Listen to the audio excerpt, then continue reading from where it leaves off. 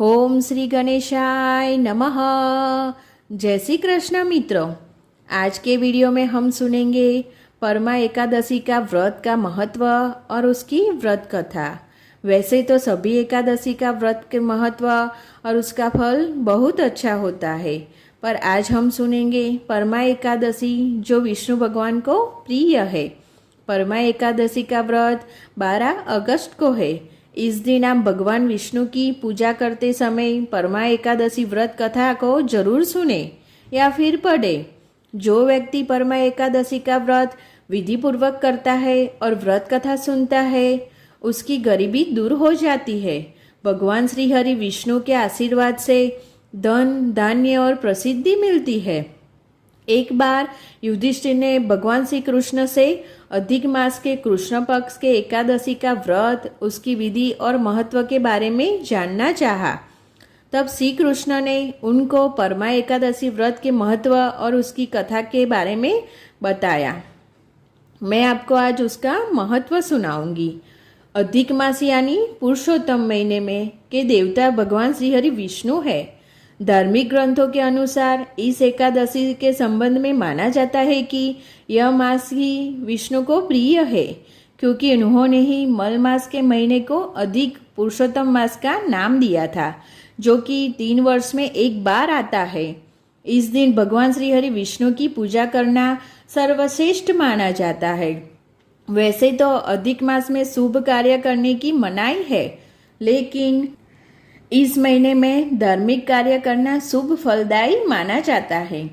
परमा एकादशी व्रत के पूर्व रात्रि यानी 10वीं तिथि से एकादशी व्रत के दिन लाल मसूर दाल, चना, शहद, शाक और लहसुन, प्याज का सेवन नहीं करना चाहिए। यह एकादशी व्रत धन, लक्ष्मी, पुत्र, प्रोतादि का सुख, हर प्रकार की समुद्री और पुण्य तथा मोक्ष को देने वाली मानी गई है। इसलिए इस पवित्र महीने में तथा खासकर इस दौरान आने वाली सभी एकादशी तिथि पर व्रत, उपवास आदि रखकर पूजा पाठ करने, दान धर्म देने का विशेष महत्व कहा गया है। इतना ही नहीं, पूरे विधि विधान से इस दिन भगवान श्री हरि विष्णु का पूजन करने और उपवास रखने से सभी पापों का नाश भी हो जाता है। श्री कृष्ण ने परमा एकादशी व्रत की कथा कुछ इस प्रकार बताई। एक समय की बात है, काम्पिल्य नामक नगर में एक ब्राह्मण परिवार रहता था। परिवार के मुखिया का नाम सुमेधा था। सुमेधा और उसकी पत्नी धर्म कार्य करते थे। सुमेधा की पत्नी प्रतिव्रता स्त्री थी। वह अपने अतिथियों का सत्कार सेवा भाव से करती थी।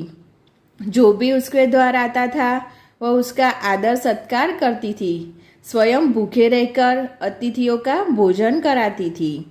एक दिन सुमेधा ने पत्नी से कहा कि धन कमाने के लिए उसे परदेश जाना होगा। यहाँ पर रहकर जितना धन मिलता है उससे परिवार चलाना काफ़ी मुश्किल है। इस पर उसकी पत्नी ने कहा कि मनुष्य को अपने भाग्य और पिछले जन्म के कर्मों के अनुसार ही फल मिलता है। यदि हमें गरीबी मिली है तो यहीं पर कर्म करें, जो ईश्वर चाहेंगे वही होगा। पत्नी की बात मानकर सुमेधा ने परदेश जाने का निर्णय त्याग दिया। एक दिन उसके घर पर कौंडिल्य ऋषि पधारे। सुमेधा और उसकी पत्नी ने उनका सेवा सत्कार किया। उससे कौंडिल्य ऋषि बहुत खुश हुए।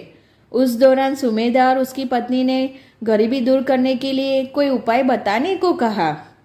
इस पर ऋषि ने दोनों को परमा एकादशी का व्रत विधि पूर्वक रखने को कहा। साथ में उनको परमा एकादशी व्रत की विधि भी बताई। उन्होंने कहा कि परमा एकादशी का व्रत रखने से पाप मिट जाते हैं, धन और वैभव की प्राप्ति होती है और जीवन के अंत में अच्छी गति मिलती है। इस व्रत को कुबेर ने भी किया था। इससे भगवान शिव प्रसन्न हुए थे। उन्होंने कुबेर को धनाध्यक्ष का व्रत दिया। ऋषि कौंडिल्य के बताए अनुसार जब अधिक मास का कृष्ण पक्ष आया तो सुमेधा और उसकी पत्नी ने विधि पूर्वक परमा एकादशी का व्रत रखा और भगवान विष्णु की पूजा की। ब्राह्मणों को भोजन कराया और दान दक्षिणा देकर विदा किया। उसके बाद स्वयं भी भोजन करके परमा एकादशी व्रत को पूरा किया। इस व्रत के पुण्य प्रभाव और विष्णु कृपा से ब्राह्मण परिवार की गरीबी दूर हो गई। उन लोगों को काफ़ी सालों तक सुखपूर्वक जीवन व्यतीत किया।